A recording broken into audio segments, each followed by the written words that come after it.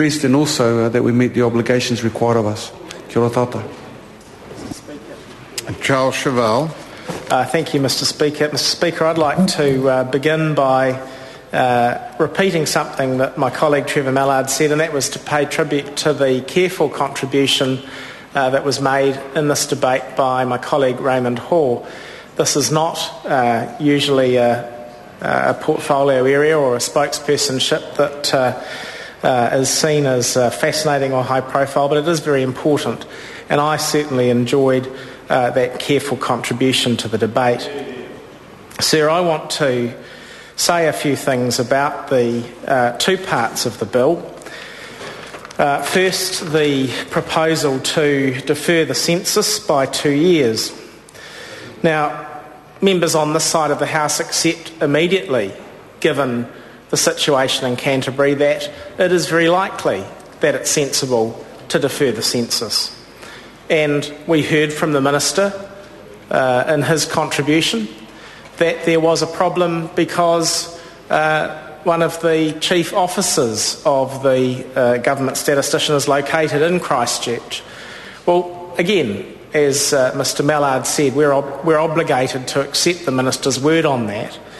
But it would have actually been useful for members on this side and for the public to be able to have confidence in the administration of the government, and in particular, given the pretty extraordinary proposal to defer a census, to have had a short period where this could have gone to a select committee. It would have only needed 2 weeks, the next recess, come back to Parliament in a couple of weeks, and we would have had the assurance of process that the standing orders suggest ought to be the standard that this Parliament should work to. We all know we don't have an upper house, there's just this chamber, and the only scrutiny that this legislation is going to receive, the only scrutiny that the Minister's assurances to us are going to achieve, are the committee stages that we are about to embark upon, because, thanks to this bill being included in the urgency motion, it's going to be put through all its stages in this session, in this sitting of Parliament.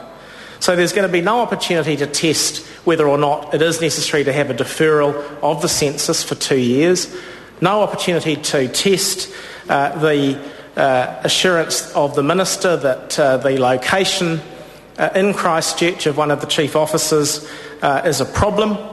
No opportunity to test the concern raised by Raymond Hall that there is real redundancy in the technology being deployed by the chief statistician for census purposes.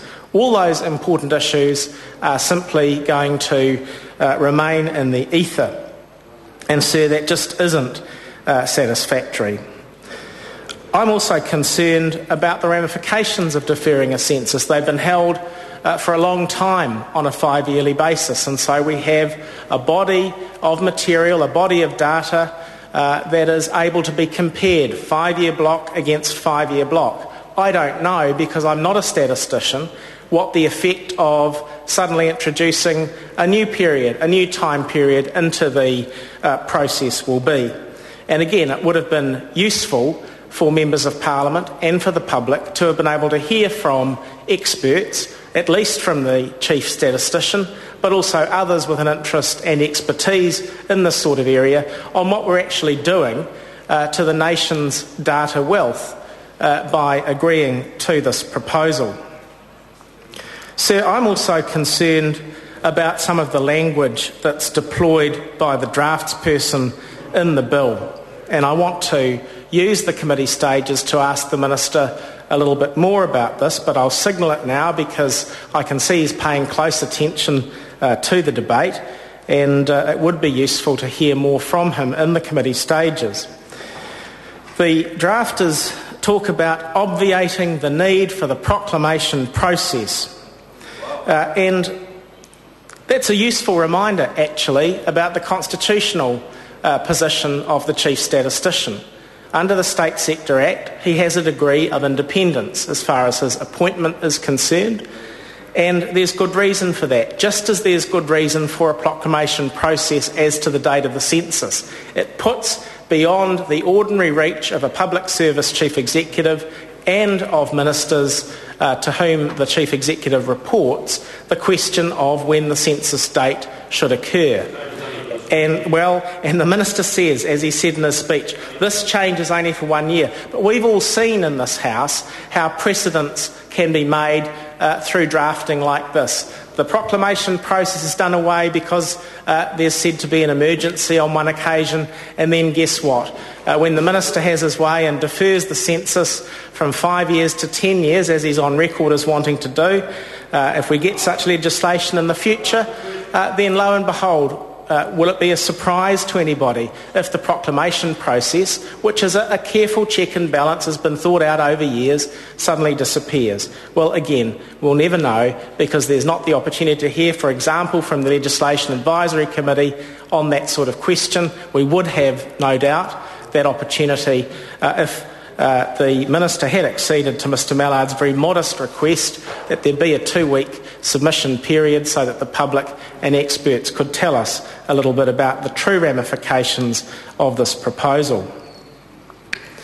The second part of the legislation is of equal concern, and happily we won't be able to have grandstanding about Labor not caring about Canterbury on this question, at least, as we've had from members so far on the first question. It is true that the Statutes Drafting and Compilation Act 1920 is unusual.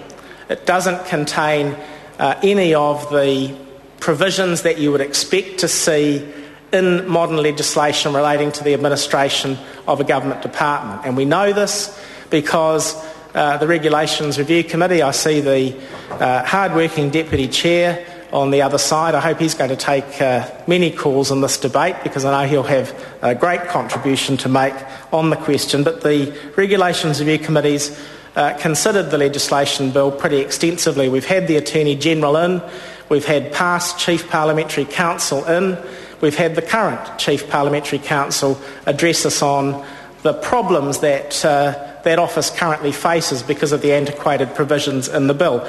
And we've reported back to the House a revised legislation bill that would fix many of those problems.